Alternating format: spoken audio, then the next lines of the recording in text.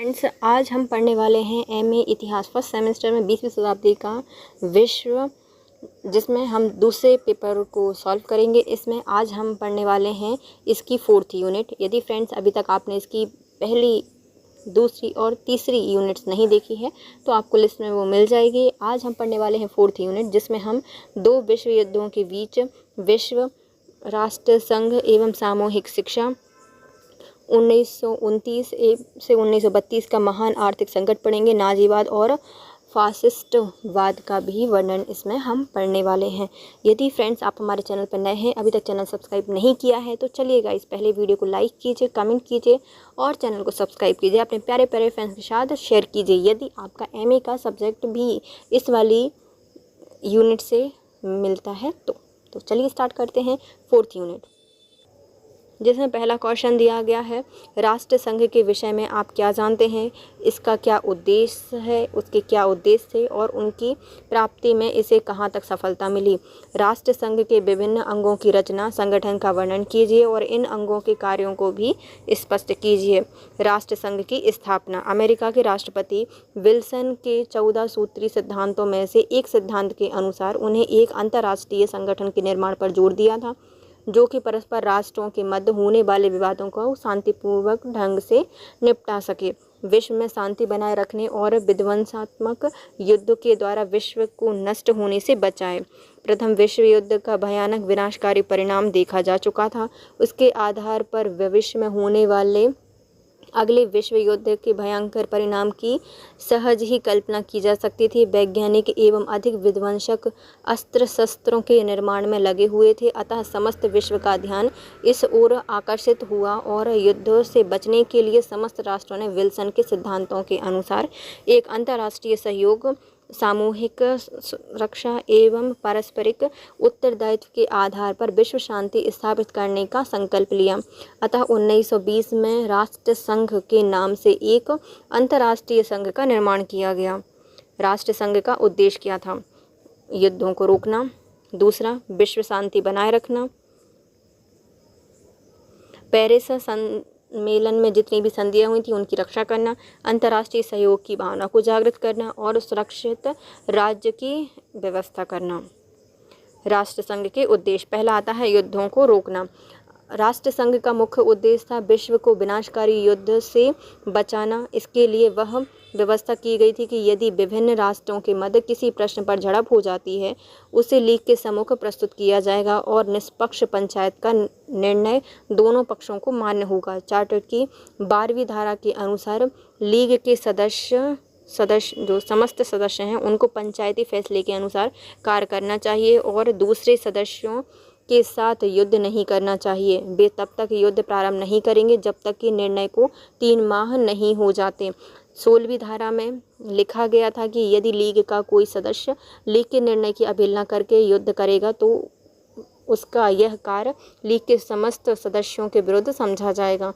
ऐसे विरोधी राज्य को वश में करने के लिए राष्ट्र संघ के पास 2 उपाय थे। प्रथम, वह उस विरोधी राज्य के समस्त आर्थिक एवं व्यापारिक संबंधों को बहिष्कार करने की आज्ञा सदस्य राज्यों को दे सकता है और दूसरा, वह उस राज्य के विरुद्ध सैनिक कार्यवाही करने के लिए विविध राज्यों को आज्ञा दे सकता है। राष्ट्र संघ के दफ्तर, काउंसिल एवं असेंबली सभी इसके लिए प्रयत्नशील थे। इसके लिए यह व्यवस्था की गई थी कि सभी देश जो परस्पर संधियां एवं समझौते करें वे प्रकाशित किए जाएं। इसके लिए आवश्यक था कि कोई देश गुप्त संधि ना करे, क्योंकि इससे दूसरे देश में संदेह की आशंका जागृत हो जाएगी जो शांति को भंग करती है। इसके अतिरिक्त विश्व शांति बनाए रखने के लिए अस्त्र शस्त्र को सीमित करने के लिए भी राष्ट्र संघ ने प्रयास किए थे। यद्यपि इस प्रयास में वह पूर्णतः असफल रहा। 10वीं धारा के अनुसार राष्ट्र संघ के सभी सदस्य अन्य सदस्य राष्ट्रों की प्रादेशिक एकता में विश्वास रखते थे और उनकी राजनीतिक स्वतंत्रता का सम्मान करते थे। किसी भी बाह्य आक्रमण के समय वे उनकी स्वतंत्रता की रक्षा करेंगे। पेरिस सम्मेलन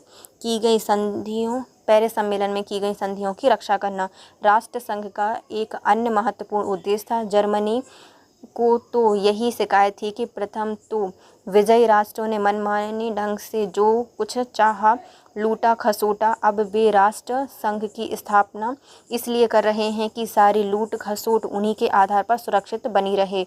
इसका काम सेलेश्विग पूर्वी प्रशा अपर साइलीलिया में जनमत संग्रह कराना था। डेंजिंग के बंदरगाहों की शासन व्यवस्था करना था। सार की घाटी में 15 वर्षों के पश्चात जनमत संग्रह कराना एवं विभिन्न देशों में अल्पसंख्यकों के हितों की रक्षा करना भी था। इसके लिए जर्मनी, तुर्की आदि देशों को ब्रिटेन एवं फ्रांस के नियंत्रण में रखने की व्यवस्था की गई थी। अंतर्राष्ट्रीय सहयोग की भावना को जागृत करना। राष्ट्रसंघ का यह देखना भी कार्य था कि वह समस्त सदस्य अपने अधीन उपनिवेशों के निवासियों के प्रति सद्व्यवहार करें, जिससे अंतर्राष्ट्रीय सहयोग की भावना का विकास हो। राष्ट्रसंघ के समस्त सदस्यों के मध्य व्यापार में पक्षपात रहित व्यवहार हो। समस्त संसार में रोगों की रोकथाम के लिए राष्ट्रसंघ के अधीन रेड क्रॉस सोसाइटी का निर्माण किया गया। सुरक्षित राज्यों की व्यवस्था करना। पराजित देशों से छीने गए उपनिवेशों के लिए पेरिस के सम्मेलन में मैंडेट व्यवस्था की गई थी। इस व्यवस्था के अनुसार पराजित देश के समस्त उपनिवेश उनसे छीने गए राष्ट्र संघ के संरक्षण में दे दिए गए थे। इन उपनिवेशों की राजनीतिक एवं आर्थिक व्यवस्था करना, सबल राष्ट्रों से उनकी रक्षा करना भी राष्ट्र संघ का एक प्रमुख कर्तव्य था। राष्ट्र संघ का संगठन। राष्ट्र संघ का संविधान 19 देशों से मिलकर बना था, जिसका अध्यक्ष विल्सन था। संघ राष्ट्र का प्रथम 7 धाराओं में इसकी सदस्यता और संगठन का विवरण था। इसके अनुसार राष्ट्र संघ की प्रमुख संस्थाएं निम्न थीं। पहले आती है असेंबली। राष्ट्र संघ की प्रमुख संस्था असेंबली थी। संघ का प्रत्येक सदस्य देश इस सभा का सदस्य होता था और प्रत्येक सदस्य देश असेंबली में 3 प्रतिनिधि तक भेज सकता था, परंतु प्रत्येक सदस्य देश एक ही मत वोट दे सकता था। वर्ष में एक बार स्विट्जरलैंड के जिनेवा नगर में सभा का अधिवेशन होता था, जो 3 सप्ताह तक चलता था। इसमें सर्वसम्मति से निर्णय लिए जाते थे। सभा का प्रमुख कार्य था कि विश्व शांति स्थापित करने के लिए तत्व संबंधित विषयों पर विचार किया जाए। यदि कोई देश इसकी सदस्यता प्राप्त करना चाहे तो उसे बहुमत उस संघ का सदस्य बने। बहुमत से उससे सदस्य का सदस्य बन सकता है उस संघ का। यह साधारण सभा अंतर्राष्ट्रीय न्यायालय के न्यायाधीशों की नियुक्ति करती थी और काउंसिल की स्थायी सदस्य सभापति उपसभापति का निर्वाचन करती थी। इसके समस्त निर्णय सर्वसम्मति से लिए जाते थे। नेक्स्ट आती है परिषद या काउंसिल। परिषद को राष्ट्र संघ की कार्यप्रणाली या कार्यकारिणी के समस्त अधिकार प्राप्त थे। इस प्रकार यह कार्यपालिका थी। इसके वर्ष में 3 अधिवेशन होते थे। परिषद में 2 प्रकार के सदस्य थे, स्थायी अस्थायी। स्थायी सदस्यों की संख्या 5 थी। ये 5 सदस्य विश्व के 5 महान शक्तियाँ थे, अमेरिका, फ्रांस, इंग्लैंड, इटली और जापान। इसको स्थायी सदस्यता प्रदान की गई थी। अस्थायी सदस्यों की संख्या भी प्रारंभ में 4 थी, परंतु बाद में अस्थायी सदस्यों की संख्या क्रमशः बढ़ती गई, 6, 9 और अंत में 11 कर दी गई। अस्थायी सदस्यों की अवधि 3 वर्ष होती थी।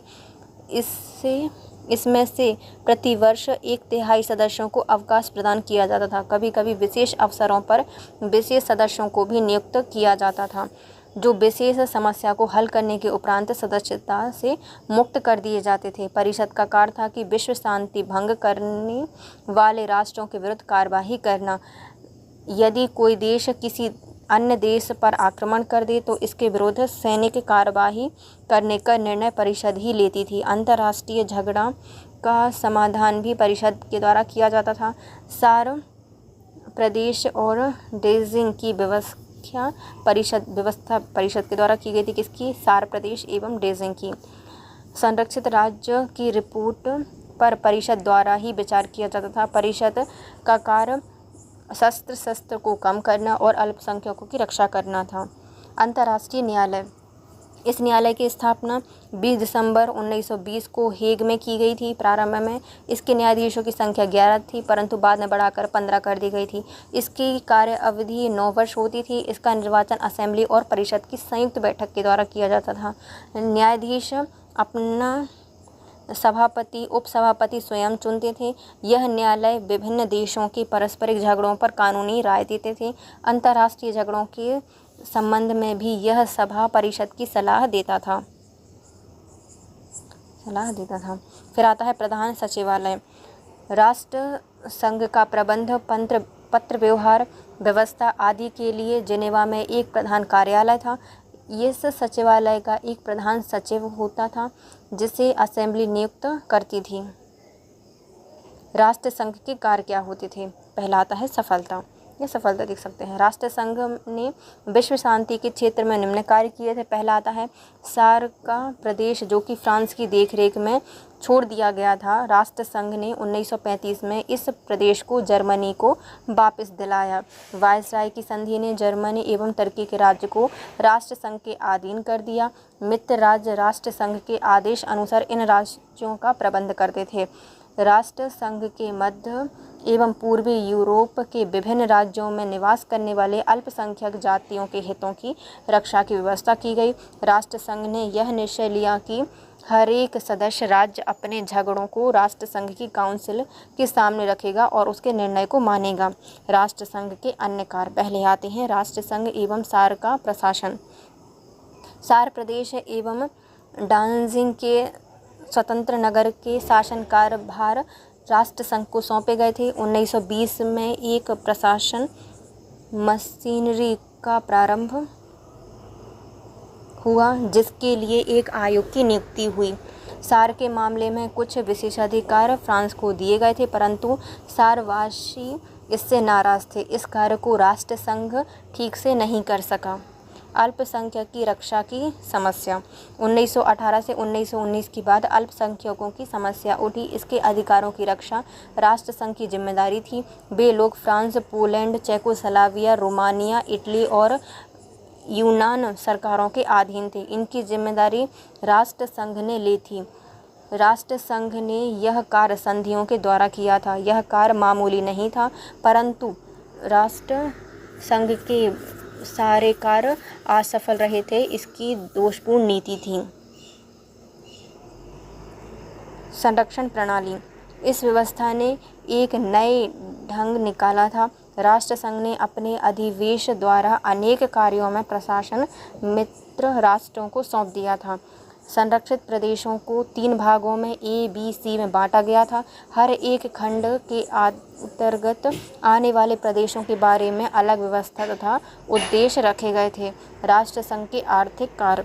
वित्तीय कार्यों के लिए राष्ट्र संघ की समितियों की बैठकें प्रति वर्ष जिनेवा में होती थी। राष्ट्र संघ का सचिवालय आर्थिक कार्यों का संचालन करता था। सामाजिक एवं मानवीय कार्य। सामाजिक एवं मानवीय क्षेत्र में राष्ट्र संघ ने अनेक कार्य किए थे, जिसे हानिपद औषधि के व्यापार पर रोक लगाना, शिशु संरक्षण, शरणार्थियों को राहत देना, उन्हें बसाना, स्वास्थ्य की देखभाल, उनके अंतर्राष्ट्रीय पहलुओं को देखना। इस प्रकार राष्ट्र संघ ने मानवीय एवं सामाजिक क्षेत्र में महत्वपूर्ण कार्य किए थे। राष्ट्र संघ का मूल्यांकन एवं महत्व। राष्ट्र संघ की स्थापना विश्व शांति एवं विवादों के शांतिपूर्ण निपटारे के लिए की गई थी। साथ ही विश्व की आर्थिक, सामाजिक, मानवीय उन्नति के लिए भी की गई थी। उसे अंतर्राष्ट्रीय कानून के प्रति आदर भाव उत्पन्न करना था और राज्य के लिए इसी कानून को मानवीय बनाना था। विवादों को निपटाने से उसे अधिक सफलता नहीं मिली। अन्य मामलों में उसे सफलता जरूर मिली। मानव कल्याण की दिशा में उसने कुशलता से कार्य किया। राष्ट्र संघ ने अंतर्राष्ट्रीय सहयोग को बढ़ावा दिया। उसने विश्व की समस्याओं को सुलझाने की कोशिश की। उसकी संस्थाएं विश्व में लोगों के मिलन स्तर बनी, परंतु बड़े राज्य ने उतना साथ नहीं दिया जितना कि छोटे राज्यों ने। वे इसे आशा की किरण समझते थे। बड़े राज्यों ने उसके साथ विश्वासघात किया। राष्ट्र संघ का पतन। उसका पतन इसलिए हुआ क्योंकि उसका संविधान ऐसा ही था। राष्ट्र संघ दूसरी कमजोरी थी कि शीघ्र कार्यवाही नहीं करना। विवाद के समय वह चुप रहता था ताकि अन्य राज्य सब बातों को तय कर लें।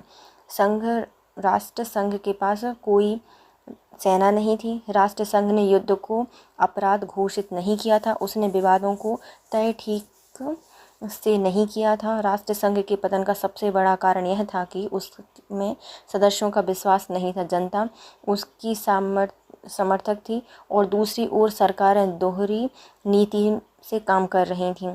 ब्रिटेन एवं मुसोलिनी ने ऐसा किया। यही हाल फ्रांस का है। उसने भी तुष्टीकरण की नीति को अपनाया। रूस कुछ करना चाहता था, परंतु पश्चिमी राष्ट्र रूस को कमज़ोर समझते थे। अमेरिका ने अपना हाथ उठा लिया। जर्मनी, इटली, जापान ने राष्ट्र संघ की एक बात भी नहीं मानी। राष्ट्र संघ के सामने सैद्धांतिक व्यवहारिक दोनों ही प्रकार के कारण थे। दूसरे महायुद्ध के प्रारंभ होते ही राष्ट्र संघ मृतप्राय हो गया। इसकी अंतिम बैठक 8 अप्रैल 1946 को जिनेवा में हुई थी। राष्ट्र संघ जितनी शान से स्थापित हुआ था, उतनी ही बेइज्जती से उसकी मृत्यु हुई थी। राष्ट्र संघ की असफलता के वर्णन कीजिए का।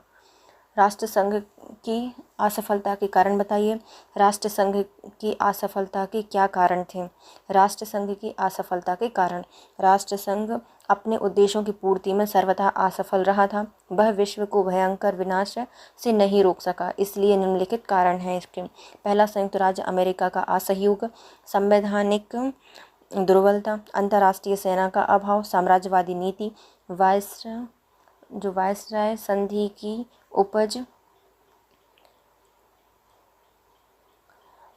राष्ट्र संघ में सार्वभौमिकता का अभाव, राष्ट्रीय भावना की प्रधानता एवं आर्थिक मंदी, महाशक्तियों के विरोधी दृष्टिकोण और राष्ट्र संघ के विरोधी तत्व। पहले आते हैं संयुक्त राज्य अमेरिका का असहयोग। राष्ट्र संघ का सबसे बड़ा समर्थक अमेरिका था। राष्ट्र संघ की स्थापना विल्सन के सद्प्रयासों से हुई थी, लेकिन अमेरिका की सीनेट ने उसकी पूर्व सहायता नहीं की। इस कारण से राष्ट्र संघ अपने प्रबल समर्थक के सहयोग से वंचित रहा। संवैधानिक दुर्बलताएं। राष्ट्र संघ संवैधानिक रूप से कमज़ोर था। संघ की कार्यकुशलता ऐसी थी जिसको उसको सफलता नहीं मिल सकी थी। इसमें अनेक दुर्बलताएं हैं। अंतर्राष्ट्रीय सेना का अभाव। इसके पास अंतर्राष्ट्रीय सेना नहीं थी। शक्तिशाली राष्ट्र से वह कुछ नहीं कह सका। साम्राज्यवादी नीति। जर्मनी, जापान, इटली के पास या इटली राज्य साम्राज्यवादी भावना से उत्पुत से हिटलर, मुसोलिनी ने राष्ट्र संघ की किसी भी प्रकार से परवाह नहीं की। वायसराय की संधि की उपज। राष्ट्र संघ के लिए यह घटना एक अभिशाप बनी कि उसका जन्म वायसराय की संधि से हुआ है। राष्ट्र संघ एक कुख्यात माता की प्रतिष्ठित पुत्री थी। पराजित देश इन संधियों को थोपी गई संधियां मानते थे। इन राष्ट्रों के कारण राष्ट्रों की असफलता हाथ लगी थी। पराजित राष्ट्रों को संघ का सदस्य नहीं बनाया गया था। वायसराय की संधि कठोर थी। राष्ट्र संघ में सार्वभौमिकता का अभाव। राष्ट्र संघ की असफलता का प्रमुख कारण था कि रूस में सार्वभौमिकता का अभाव था। अमेरिका इसका सदस्य नहीं बन सका। रूस भी इसकी सदस्यता से वंचित था। जापान, जर्मनी दोनों ही इससे अलग हो गए और इटली ने भी इससे मुंह मोड़ लिया। राष्ट्रीय भावना की प्रधानता। महायुद्ध केवल राष्ट्रीय भावना के कारण हुआ था, लेकिन महायुद्ध के उपरांत कोई भी राष्ट्र इस भावना को नहीं छोड़ सका। यह घटना युद्ध के बाद भी बनी रही। आर्थिक मंदी। 1930 में विश्वव्यापी आर्थिक मंदी के कारण रूस पूंजीवाद का विरोधी हो गया और रूस विरोधी राष्ट्रों ने तुष्टीकरण की नीति को अपनाया। यह सिद्धांत अंतर्राष्ट्रीय सुरक्षा के लिए विनाशकारी हुआ। महाशक्तियों के विरोधी दृष्टिकोण। राष्ट्र संघ के प्रति महाशक्तियों के देश विरोधी तरीके अपनाते रहे। पुराने और नए सदस्यों ने अपने स्वार्थ का साधन बनाने की कोशिश की। वह एक ऐसी तलवार हो गया जिसकी धार नहीं थी। राष्ट्र संघ के विरोधी तत्व। वह विश्व संस्था थी। वह विरोधी तत्वों का अखाड़ा बन गया था। राष्ट्र संघ की शक्तियाँ सीमित थी। वास्तव में राष्ट्र संघ को असफल होना था क्योंकि उसके पास साधनों की कमी थी। राष्ट्र संघ की समीक्षात्मक मूल्यांकन। सदस्यों की निष्ठाहीन के कारण राष्ट्र संघ युद्धों का निवारण एवं शांति की स्थापना नहीं कर सका। फिर भी राष्ट्र संघ ने ऐतिहासिक महत्व को साबित कर दिया। सांस्कृतिक एवं आर्थिक दृष्टि से इस संस्था ने सारे संसार को एक विशाल देश के रूप में बदल दिया। अंतर्राष्ट्रीय संगठन की स्थापना द्वारा व्यापार एवं श्रम की समस्याएं को आसान कर दिया गया। इसने शांतिपूर्ण तरीके से उलझी हुई समस्याओं को सुलझाने का प्रयास किया। वास्तव में राष्ट्र संघ की स्थापना एक क्रांतिकारी कदम था, फिर भी यह कायम नहीं हो पाया। नेक्स्ट क्वेश्चन आता है, नाजीवाद के उदय के कारण का वर्णन कीजिए। जर्मनी के नाजीवाद के उदय के कारणों का विश्लेषण कीजिए। एडोल्फ हिटलर की प्रारंभिक जीवन का संक्षिप्त विवरण दीजिए। जर्मनी में नाजीवाद के उदय के क्या कारण थे। जर्मनी में हिटलर के उत्कर्ष के कारण का उल्लेख कीजिए। नाजीवाद की सफलता के कारणों पर प्रकाश डालिए। जर्मनी में नाजीवाद। प्रथम विश्व युद्ध में जर्मनी पराजित हुआ था। मित्र राष्ट्रों ने इसको पूरी तरह से अंगभंग करने का विचार किया। उसकी सारी उन्नति के रास्ते समाप्त हो गए। इसका परिणाम यह हुआ कि जर्मनी में क्रांति हुई। सम्राट जर्मनी छोड़कर भाग गया। इसी समय हिटलर के नेतृत्व में राष्ट्रीय सामाजिक श्रम दल का निर्माण हुआ। यह संस्था 1923 में न्यासी के नाम से प्रसिद्ध हुई थी। एडोल्फ हिटलर का प्रारंभिक जीवन। हिटलर का जन्म ऑस्ट्रिया के छोटे गांव बोनो में अप्रैल 1885 में हुआ था। इनके पिता चुंगी विभाग के एक साधारण नौकर थे। इनके पिता की आर्थिक दशा शोचनीय थी। वे हिटलर की शिक्षा का इंतजाम नहीं कर सके। वह बचपन से कला प्रेमी था। उसने वास्तुकला की शिक्षा प्राप्त की थी और 1910 में वियना छोड़कर बावेरिया चला गया था। राजधानी म्यूनिख में रहा। उन्होंने बड़ी मुश्किल से अपना जीवन व्यतीत किया और 1914 में महायुद्ध के समय जर्मन सेना में भर्ती हो गया। वहां उसकी वीरता के कारण जर्मन क्रॉस प्राप्त हुआ। हिटलर ने जर्मन सेनाओं की पराजय को लज्जाजनक समझा था। नाजी दल का निर्माण। हिटलर सोचता था कि जर्मनी जैसी श्रेष्ठ जाति को हराया नहीं जा सकता। उसने महायुद्ध की पराजय को यहूदी एवं साम्यवादियों का देश बतलाया। इसके प्रतिशोध के कार्यक्रम बनाए गए और उनकी 4 बातें थीं। इनसे प्रतिशोध के लिए कुछ कार्यक्रम बनाए गए जिनकी प्रमुख 4 बातें थीं। पहला, दल का क्रियान्वयन, दल की एक सेना, दल का समाचार पत्र और दल का आकर्षक नाम। दल का पहला आता है कार्यक्रम। इस कार्यक्रम में 25 बातें थीं। पहला आता है वायसराय की संधि का अंत करना है, विशाल साम्राज्य की स्थापना करना है, जर्मन में सैनिक शक्ति का विकास करना, यहूदियों को नागरिक बनाना, नागरिक नहीं मानना, विदेशियों को जर्मनी में नहीं आने देना, साम्यवाद का विरोध करना और राष्ट्रीयता को महत्व देना, पार्लियामेंट्री शासन को पसंद नहीं करना। ये इस प्रकार की 25 बातें इसमें कुछ थीं। हिटलर ने 1913 में जर्मन की सत्ता प्राप्त कर ली और उसके लिए विरोध किया, परंतु वह सफल नहीं हुआ। इसको 5 वर्ष का कारावास हो गया, किंतु उसको जल्दी मुक्ति मिल गई। कारावास में उसने एक पुस्तक लिखी जिसका नाम था मेरा संघर्ष या मीन काम्फ। इसने अपनी आत्मकथा लिखी थी। यह पुस्तक 1925 में छपी। इसने जर्मन जनता को काफ़ी प्रभावित किया था।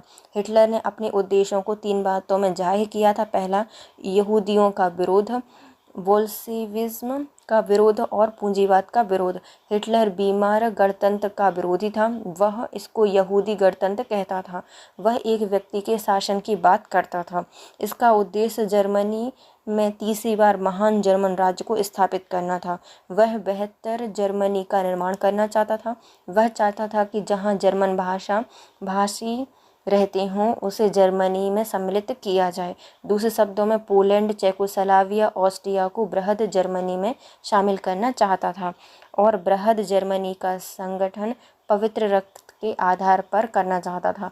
यह कहता था कि जर्मनी को युद्ध के लिए तैयार होना चाहिए क्योंकि जर्मनी वायसराय के कठोर संधि को स्वीकार करने को तैयार नहीं था। वह जर्मनी को युद्ध का प्रारंभ करने वाला नहीं मानता था। वह क्षतिपूर्ति की राशि को अदा करना घोर अपमान मानता था। जर्मनी ने जो उपनिवेश छीने गए थे वह उसको वापस लेना चाहता था। हिटलर फ्रांस को जर्मनी का सबसे बड़ा शत्रु मानता था। वह इंग्लैंड, इटली से मित्रता का हाथ बढ़ाना चाहता था। उनसे अपनी आत्मकथा में नाजी दल के कार्यक्रम का इस प्रकार वर्णन किया था। आत्मनिर्माण के सिद्धांत पर जर्मन राज्य के में समस्त जर्मन भाषियों को सम्मिलित किया जाए। जर्मनी की बढ़ती हुई जनसंख्या को देखते हुए उससे प्रवास क्षेत्र मिलना चाहिए। जर्मनी का विस्तार पूर्व की ओर हो सकता है, अर्थात रूस और उसके सीमावर्ती राज्य की ओर। फ्रांस जर्मनी का शत्रु है। उसने अपनी पुस्तक में इन बातों को बताया था। इस प्रकार उसने अपनी पुस्तक मेरा संघर्ष में दल की नीति, भावी कार्यक्रम और विकास का वर्णन किया था। उसका कहना था कि पूंजीपतियों ने काफ़ी धन कमाया है, वह जब तक कर लिया जाए, बड़ी दुकान कारखानों का राष्ट्रीयकरण किया जाए, सूद की दरों को घटा दिया जाए, जनता के रहन सहन को ऊंचा किया जाए, योग्य लोगों को रोजगार मिलना चाहिए, बूढ़ों को सरकार से सहायता मिलनी चाहिए। यदि धर्म राष्ट्र की प्रगति में बाधक हो तो उसे समाप्त कर देना चाहिए। दल की सेना का निर्माण। उसने दल की सेना का निर्माण किया था। सेना 2 प्रकार की थी, ये 2 भाग में थे इसके। लोग भूरे रंग की कमीज पहनते थे, उनकी बाह पर लाल पट्टा रहता था और स्वास्थ्य का चिन्ह होता था, जिसका मुख्य कार्य प्रचार करना था। इस दल के दूसरे भाग में कुछ चुने कार्यकर्ता थे जो कि काले रंग की कमीज पहनते थे और बेदल अंगरक्षक थे। इसी प्रकार दल का समाचार पत्र निकलता था। जो ये दल है ना, इसी प्रकार दल का समाचार पत्र निकलता था जो कि गार्जियन नाम से मशहूर था। न्यासी दल का उत्थान। हिटलर ने अपनी दल के विस्तार के लिए कार्य किया था। उसने अपनी पूरी शक्ति लगा दी थी। उसने अपने चारों ओर वफादार लोगों को एकत्रित किया था और साथ ही दल का नाम बदलकर नाजी दल रखा था। 1930 में दल की शक्तियां हथियाली और हैंस गायरिन रोजबर्ग गोवर्नल्स की सहायता से दल की शक्तियों को और बढ़ाया। वे सदस्य आगे चलकर उसके आधार स्तंभ बने। इस दल का एक समाचार पत्र प्रकाशित होने लगा। जेल से निकलने के पश्चात 7 वर्षों तक उसने अपने सिद्धांतों के प्रचार एवं पार्टी संगठन में लगा रहा। जेल जाने के कारण, जर्मन सेना में भर्ती होने के कारण उसको ऑस्ट्रिया की नागरिकता से हटा दिया गया। उसने अपने उद्देश्यों को प्राप्त करने के लिए छल कपट हिंसा प्रचार का इस्तेमाल किया। वायसराय की संधि को अपने प्रचार का साधन बनाया। उसकी पुस्तक ने नाजी दल को एक नया दर्शन प्रदान किया था। फिर भी 1928 तक हिटलर और उसका नाजी दल अधिक लोकप्रिय नहीं हो सका, परंतु 1929 में दल की संख्या बढ़ी, साथ ही साथ दल की शक्तियों का विकास हुआ। फिर भी 1932 में एक बड़े चमत्कारी ढंग से बढ़ गया। वह पार्टी चुनाव में सबसे बड़ी हो गई। अंत में 1933 में एक षड्यंत्र द्वारा, उसे पापेन षड्यंत्र कहा जाता है, हिटलर का उत्कर्ष हुआ। हिटलर का चांसलर बनना।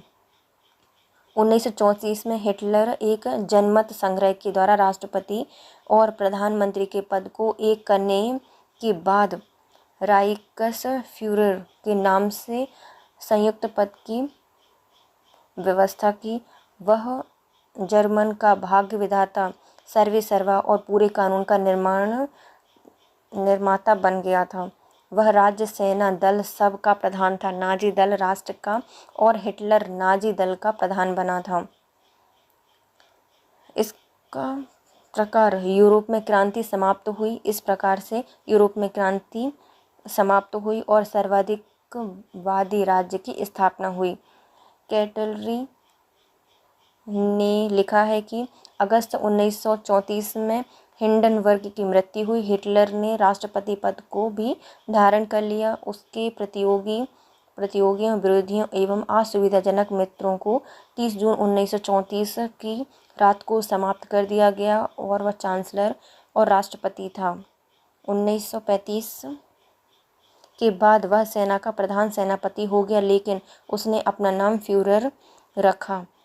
यह प्रशासन एवं दल का प्रधान था। उससे उच्चतम विधायी, कार्यकारी एवं न्यायिक शक्तियाँ प्राप्त थी। वह समस्त महत्वपूर्ण पदों पर नामांकित रह करता था। वह 14 मंत्रालयों की परामर्श समितियाँ मात्र बना रहा। समस्त आंतरिक बाह्य नीति पर उसका नियंत्रण रहा। जो राष्ट्रीय जनमत संग्रहों में उसे उच्चतम पद के लिए निर्वाचित किया गया। री स्ट्रॉन्ग उसकी प्रतिध्वनि थी। उसके शत्रु या तो करवी में या जेल में या श्रम शिविरों में थे। उसके विरोध में कोई आवाज़ नहीं निकाल सकता था। सर्वाधिकवादी दल की यानी एक दल राज्य की प्रक्रिया पूरी हो चुकी थी। हिटलर के उदय के साथ लोकतांत्रिक तरीका असफल हो गया था। वह कहता था कि उसके वैधानिक उपाय द्वारा शक्ति प्राप्त की है। नाजीवाद की सफलता के कारण नाजी दल को जर्मनी में आशातीत सफलता प्राप्त हुई। उसका प्रमुख श्रेय हिटलर को जाता है। जर्मनी में अपमान का अंत हुआ। सफलता के क्या क्या कारण थे? पहला था जर्मनी में अपमान का अंत। दूसरा, साम्यवाद का प्रचार होना। वाइमर गणतंत्र के प्रति असंतोष। आर्थिक मंदी। हिटलर का व्यक्तित्व। जर्मनी जनता की सेना प्रवृत्ति। संसदीय व्यवस्था में असंतुष्ट। नाजी दल के शत्रु में एकता का अभाव। पहले आते हैं जर्मनी में अपमान का अंत। नाजी दल की सफलता का सबसे बड़ा कारण यह हुआ कि मित्र राष्ट्रों ने जर्मन पर कठोर शर्तों को लगाया था, जिसका घोर अपमान किया था। उसको वह सहन करने की दशा में नहीं था। जर्मनी अपनी प्रतिष्ठा को पुनः प्राप्त करना चाहता था। उसको वायसराय की संधि मानने को कहा गया। वह जर्मनी की राष्ट्रीय भावना पर आघात था। इसके कारण जर्मनी ने निराशा की लहर फैल गई। यह वायसराय की संधि को माथे का कलंक कहते थे। ये ऐसे व्यक्ति की तलाश कर रहे थे जो जर्मनी की प्रतिष्ठा को पुनः प्राप्त कर सके। ऐसे समय में उसको एक व्यक्ति मिल गया जिसका नाम था हिटलर। हिटलर एक और नाज़ीवाद में ऐसे तत्व थे जो कुछ कर सकते थे। गणतंत्र ने ऐसे प्रयास जरूर किए थे जिसके द्वारा उसे राष्ट्रसंघ में स्थान मिल सका। फिर भी वे ऐसा नहीं कर सके जो महायुद्ध के पूर्व स्थिति थी। जर्मनी नई नीति के विरोधी थी। वे इसको ऐसे पद पर लाना चाहते थे जो बिस्मार्क के समय पर था। हिटलर के भाषण और उस पर कार्यक्रम के कारण उनको जर्मनी का भाग्य विधाता बनाया। साम्यवाद का प्रचार होना।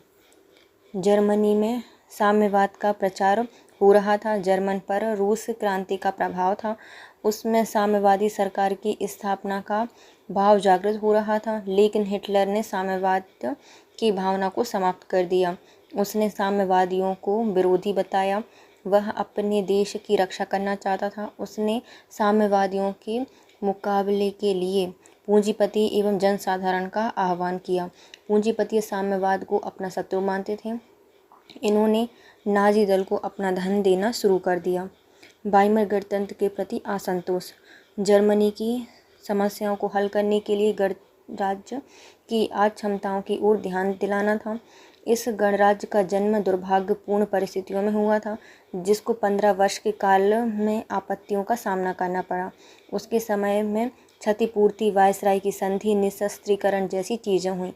रूस पर फ्रांसीसी सैनिकों का अधिकार हुआ। हालांकि फौजों को हटा लिया गया, फिर भी वाइमर गणतंत्र की असफलता के कारण जर्मनी की जनता उसके खिलाफ हो गई। उदारवादी प्रजातंत्र के प्रति उनके मन में कोई जगह नहीं थी। वे किसी अन्य महान पुरुष की तलाश कर रहे थे। आर्थिक मंदी। नाजी पार्टी को आर्थिक संकट के कारण ज़्यादा सफलता मिली। इसी समय हिटलर के कारण समस्या में बदलाव आया। हिटलर ने कहा कि जर्मनी की पूंजीपति एवं यहूदी आर्थिक संकट का कारण है। किसान भी निराश थे, वे कर्जदार हो गए थे। हिटलर ने उनके ऋणों को कम करने को कहा और ऋणों को रद्द करने की बात बताई, जिसके कारण वे सभी नाजी दल के समर्थक बन गए। वे साम्यवाद से भी डर रहे थे, इसलिए वे हिटलर के समर्थक बने। हिटलर का व्यक्तित्व नाजियों की सफलता का प्रमुख कारण था। हिटलर के विचारों में नवीनता नहीं थी, किंतु वह उसे इस ढंग से प्रस्तुत करता था कि सुनने वाला मुक्त रह जाए। यह चतुर मनोवैज्ञानिक वक्ता था, प्रचार कार्य में निपुण एवं भीड़ को उत्तेजित करने में होशियार था। वह परिश्रमी एवं संगठन कार्य करता था। इन सब के अलावा वह भाषणों में अद्भुत शक्ति रखता था। उसने जर्मन जनता को उभारा। जर्मन की जनता को उस पर विश्वास हो गया और जनता उसके दल में सम्मिलित हो गई। जर्मन जनता की सैनिक प्रवृत्ति। जर्मन जनता में स्वाभाविक रूप से सैनिक प्रवृत्ति थी। जर्मन जनता सैनिक शक्तियों में विश्वास रखती थी। वह प्रजातंत्र से प्रभावित नहीं थी। वह हिटलर की अधिनायक शासन को देखना चाहती थी। इस प्रकार वह चाहती थी कि जर्मनी के नेता पद पर हिटलर को ही रखा जाए। संसदीय व्यवस्था में असंतोष। जर्मनी का कार्य इस व्यवस्था के द्वारा नहीं चल रहा था। हिटलर ने भी इस व्यवस्था को जर्मनी के लिए ठीक नहीं समझा। उसने इसका विरोध किया और उस व्यक्ति का समर्थन प्राप्त किया जो इसके विरोध में थे। नाज़ी दल के शत्रुओं में एकता का अभाव। नाज़ी दल की सफलता का एक और कारण था जो कि नाज़ी दल के 2 सदस्य थे, उनकी एकता नहीं थी उनमें। फासीवाद के उदय के कारण पर प्रकाश डालिए। इटली में फासिज्म के उदय एवं प्रगति के कारण बताइए। इटली में फासीवाद के उदय के कारण स्पष्ट कीजिए। प्रथम विश्व युद्ध के बाद जर्मनी इटली में 2 नवीन विचारधाराओं की उत्पत्ति हुई। जर्मनी में नाज़ीवाद एवं इटली में फासीवाद का जन्म हुआ। फासीवाद का तात्पर्य क्या है? इसका तात्पर्य लैटिन भाषा में लैटिन होगा, है ना। लैटिन भाषा में इस शब्द का अर्थ लकड़ियों का गट्ठा होता है। यह चिन्ह अनुशासन, एकता, शक्ति का प्रतीक बन गया। प्राचीन रोम लोग छड़ियों के गट्ठे के साथ एक कुल्हाड़ी भी परिषदों में लेकर जाते थे। इनका विश्वास था कि उसमें रोमन साम्राज्य में अनुशासन, शक्ति, एकता बनी रहेगी। मुसोलिनी स्वयं को प्राचीन रोमन वंश का मानता था, अतः उसे इस प्रतीक को अपनाया। इटली में फासिस्ट वाद का अभ्युदय। 1919 से पूर्व यह ऐतिहासिक पृष्ठभूमि इसकी। फासिस्ट इटली के उत्थान एवं पतन की कहानी कहने से पहले 1919 से पूर्व तक इटली की ऐतिहासिक पृष्ठभूमि के विषय में यहाँ कहना जरूरी है। इटली के शासक लालची रहे। वे अपने उद्देश्यों की पूर्ति के लिए और महत्वाकांक्षाओं को सिद्ध करने के लिए एक गीदड़ की भांति नीतियों को अपनाकर निर्बल राष्ट्र को हमला का शिकार बनाते रहे। पहले से घातक रूप से ही चोट खाए हुए को नोचते रहे और महान हिंसक प्राणियों की दावतों में बची हुई हड्डियों को लूटते खसोटते रहे। 1870 के फ्रेंच एशियन युद्ध ने जर्मनी एवं इटली के एकीकरण की प्रक्रिया को पूरा किया। अब वे यूरोप की महाशक्तियों में बैठने लगे। 1870 के बाद इटली की विदेशी नीति के क्षेत्र में 3 महत्वाकांक्षी सजीव रहीं। पहला आता है इटली को ऑस्ट्रिया से मुक्ति दिलाना, अफ्रीका में विशाल शासन की स्थापना करना, रोमन झील कहलाने के लिए भूमध्य सागर पर प्रभाव स्थापित करना। बिस्मार्क ने कहा था कि इटली अवसरवादी सगाल नीति धूर्त की भांति अपनी आकांक्षाओं को पूरा करने के लिए अतृप्त इटली ताक झांक करता हुआ भ्रष्टाचार एवं दुर्भाग्य की गंध की प्रवृत्ति द्वारा आकर्षित होकर यहाँ वहाँ बेचैनी से घूमता है, किसी पर पीछे से आक्रमण करता है और थोड़े से लूट के माल को लेकर भागने की तैयारी में रहता है। इसका यह विचार या आचरण था। एक चतुर सियार की भांति उसको भरोसा हुआ तो किसी के साथ हो गया। त्रिगुट संधि के बाद भी प्रथम महायुद्ध में मित्र राष्ट्रों के साथ रहा। 1915 में इसको लंदन की संधि में लालच दिया गया। मित्र राष्ट्रों के साथ इसलिए सम्मिलित हुआ क्योंकि इसको ज़्यादा मिलने की उम्मीद थी। इसी प्रकार जर्मनी ने इसको अफ्रीका में साम्राज्य बनाने की बात कही, परंतु इस बार उसे मित्र राष्ट्रों से ज़्यादा उम्मीद थी। प्रथम महायुद्ध के पश्चात की निराशा। युद्ध में विजय के बाद भी उसे शांति समझौते से कुछ नहीं मिला। इटली में कोई मंत्रिमंडल ज़्यादा नहीं टिक सका। साम्यवादियों ने और समाजवादियों ने सरकार को उलटने का प्रयास किया। औद्योगिक क्षेत्रों में अनेक हड़तालें हुईं। युद्ध के बाद यूरोप में तानाशाहों का आविर्भाव हुआ। इसमें इटली सम्मिलित थी। इटली में प्रजातंत्र का निर्माण 1870 में किया गया था, लेकिन प्रजातंत्र यहाँ सफल नहीं हुआ। प्रथम विश्व युद्ध ने प्रजातंत्र को उखाड़ फेंका। इस युद्ध में इटली की नीति साफ नहीं थी। प्रथम विश्व युद्ध के पश्चात शांति सम्मेलन में इटली को निराशा हुई। विल्सन ने इटली की मांगों को नहीं माना, केवल उनको ट्रेंट स्टीरा डालमेशिया का भाग मिल सका। वह फ्यूम के बंदरगाह पर अपना अधिकार चाहता था, लेकिन इससे यूगोस्लाविया को दे दिया गया। इसी से नाराज होकर इटली के प्रतिनिधियों ने शांति सम्मेलन छोड़ दिया। इटली में फांसीवाद के उदय के प्रमुख कारण थे जनता का असंतोष। पेरिस में शांति सम्मेलन में इटली को अपनी आकांक्षाओं के अनुसार लाभ नहीं हुआ था। बहुत से प्रदेश जिन पर वह अधिकार करना चाहता था, वे उसको प्राप्त नहीं हुए। फ्यूम के ना मिलने से जनता में बहुत असंतोष था। फलतः सितंबर 1919 को डेंजियो नामक एक इटालियन कवि ने बलपूर्वक नगर पर अधिकार कर लिया। वह नगर तो स्वतंत्र शासक हो गया। इटली की सरकार में डेंजियो को दबाने तक का साहस नहीं था। डेंजियो की वीरता से इटली निवासी बहुत प्रभावित हुए। इस परिस्थिति का लाभ उठाकर फासिस्ट दल ने यह घोषित किया कि गृह सरकार की अयोग्यता के कारण ही उसको उग्र नगर को छोड़ना पड़ा है। इससे युद्ध में भाग लेने वाले सैनिक भी फासिस्ट पार्टी में सम्मिलित हो गए। इससे फासिस्ट पार्टी की शक्तियों में बहुत वृद्धि हो गई तथा जनतंत्र सरकार बदनाम हो गई। जनता एवं देशभक्त नेता जनतंत्रवादी नेताओं को घृणा से परोपजीवी कहने लगे। आर्थिक असंतोष। युद्ध काल में इटली ने अपनी सेना एवं युद्ध सामग्री पर बहुत धन व्यय किया था, जिससे उनका राष्ट्रीय ऋण बहुत बढ़ गया। सिक्के का मूल्य गिरने लगा। कृषि एवं उद्योग धंधों को भी उससे हानि हुई। जनता में बेकारी बहुत बढ़ गई। बाजारों की कमी के कारण उसका विदेशी व्यापार बहुत कम हो गया। छटनी के कारण बहुत से सैनिक बेकार हो गए। इटली की जनसंख्या में वृद्धि हो रही थी, परंतु धनाभाव तथा विदेशी राज्यों के प्रतिबंधों के कारण वे दूसरे राज्य में जाकर बस नहीं सकते थे। इटली निवासी अपनी इन कठिनाइयों का कारण जनतंत्रवादी सरकार को मानते थे।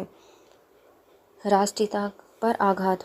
19वीं शताब्दी में यूरोप का प्रायः प्रत्येक देश अपने आर्थिक हितों की पूर्ति एवं गौरव की वृद्धि के लिए साम्राज्य विस्तार का प्रयास कर रहा था।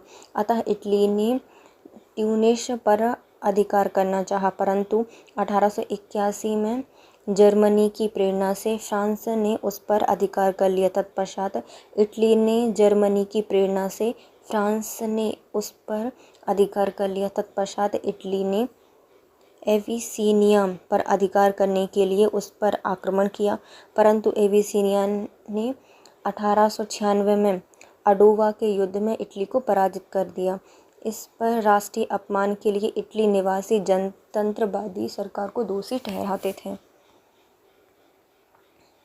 भविष्यवादी आंदोलन। इस आंदोलन का नेता मैरिनेटी था। भूतकाल की समस्त मान्यताओं का विरोधी था। इसी आधार पर उसने जनतंत्र, उदारता, शांतिवाद का विरोध किया था। वह युद्ध को एक आवश्यक कार्य मानता था तथा विश्व की सफाई के लिए उसको आवश्यक समझता था। इस विचारधारा ने भी फासिस्टवाद को बहुत प्रोत्साहित किया था। हीगल के सिद्धांतों का प्रचार। हीगल का जन्म जर्मनी में हुआ था। वह बहुत उग्र विचारक था। वह राज्य को विश्व आत्मा अर्थात ईश्वर का पार्थिव रूप मानता था। ऐसा ईश्वरीय राज्य कभी भी गलत नहीं कर सकता। इसके अनुसार नागरिक एवं राज्य के अधिकार के मध्य कभी संघर्ष नहीं हो सकता, क्योंकि व्यक्ति के वही अधिकार हो सकते हैं जो कि राज्य उसको प्रदान करता है। मनुष्य राज्य के आदेशों का पालन करके ही उन्नति कर सकता है। हीगल के इस दर्शन का जेंटल एवं पोज़लिन नामक दो विद्वान इटली में खूब प्रचार कर रहे थे। इस सिद्धांत के प्रचार पर ही इस मत की प्रतिष्ठित हुई कि व्यक्ति का कोई महत्व नहीं है, सब कुछ इटली के लिए है। हीगल का सिद्धांत व्यक्ति की व्यक्ति को राज्य के एकदम अधीन कर देता है। अतः इसमें फासिस्टवाद को बहुत प्रोत्साहित मिला। मार्क्सवाद एवं संघवाद का उदय। मार्क्सवाद एवं संघवाद दोनों ही राष्ट्रीयता को महत्व देते हैं। अंतर्राष्ट्रीयता का इसके लिए कोई महत्व नहीं था।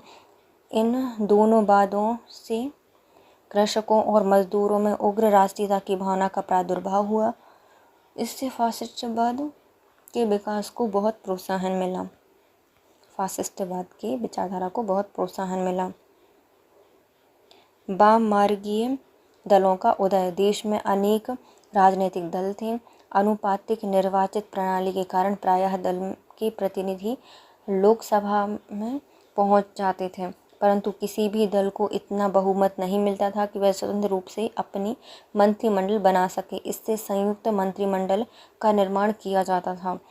फलतः सदस्य देशों की समस्या के संबंध में विचार न कर मंत्रिमंडल को जोड़कर सत्ता अपने हाथ में ग्रहण करने का प्रयास किया करते थे। 1919 में निर्वाचन में बहुत बहुमत उम्मीदवार का था, जिसका नेता जियालिटी था। दूसरा दल सोशल डेमोक्रेट था, जिसका नेता बोनोमी था। ये तीनों ही दल शांति प्रिय एवं गणतंत्रात्मक शासन प्रणाली में विश्वास रखते थे, परंतु पारस्परिक विद्रोह के कारण या विरोध के कारण आपस में मिलकर उग्रवादियों का विरोध न कर सके। इनकी आपसी फूट का फासिस्टवादियों ने लाभ उठाया। सरकार की आक्रामकता। इटली की जनता वायसराय की संधि की घोर विरोधी थी। इसके साथ साथ जनता में बेकारी भी बढ़ रही थी। फलतः जनता में बहुत असंतोष था, परंतु तत्कालीन सरकार ने इस असंतोष को दूर करने के लिए कोई प्रयास नहीं किया। जनता की सामूहिक निर्धनता के कारण देश में समाजवादी दल को बहुत उन्नति हुई। 1919 के निर्वाचन में इसको चैम्बर ऑफ डिप्यूटी में 1/3 स्थान प्राप्त हुआ। इन्होंने ग्राम ग्राम में अपनी सभाओं की स्थापना की। ये किसान मजदूरों को जमींदारों से ज़मीन छीनकर उनको परस्पर छोटे छोटे टुकड़ों में बांटने के लिए प्रोत्साहित किया करते थे। 1920 तक इन्होंने 100 कारखानों पर अधिकार कर लिया था और वे स्वयं इसको चलाने लगे थे। इस प्रकार समाजवादी का प्रभाव बहुत अधिक बढ़ गया था। फलतः जून 1921 में जियालिटी ने प्रधानमंत्री पद से त्यागपत्र दे दिया। इसके पश्चात बनने वाले मंत्रिमंडल में समाजवादी तथा फासिस्टवादियों का संघर्ष बहुत अधिक बढ़ गया था। सरकार ने बढ़ते हुए इस संघर्ष को रोकने का कोई प्रयास नहीं किया। इससे संबंधित अपराधियों को भी दंड नहीं दिया गया। इससे फासिस्टवादियों को अपना विकास करने का पूरा अवसर मिला। मुसोलिनी के कुशल नेतृत्व में इन्होंने समाजवादियों पर विजय प्राप्त कर ली। जियालिटी का यह विचार था कि समाजवाद और फासिस्टवाद आपस में संघर्ष कर नष्ट हो जाएंगे। इसके पश्चात उसको शक्ति प्राप्त करने का अवसर मिल जाएगा, परंतु उसका यह सोचना गलत सिद्ध हुआ और अंत में मुसोलिनी ने शासन की समस्त सत्ता अपने हाथ में ले ली। यदि इस समय शासन सत्ता किसी योग्य और साहसी नेता के हाथ में होती तो परिस्थितियों को काबू किया जा सकता था, क्योंकि अभी तक सेना पूर्णतः राजभक्त थी। इस प्रकार योग्य और साहसी नेता के अभाव में इटली की जनता का अंत हो गया या जनतंत्र का अंत हो गया। नेक्स्ट आते हैं 5 यूनिट।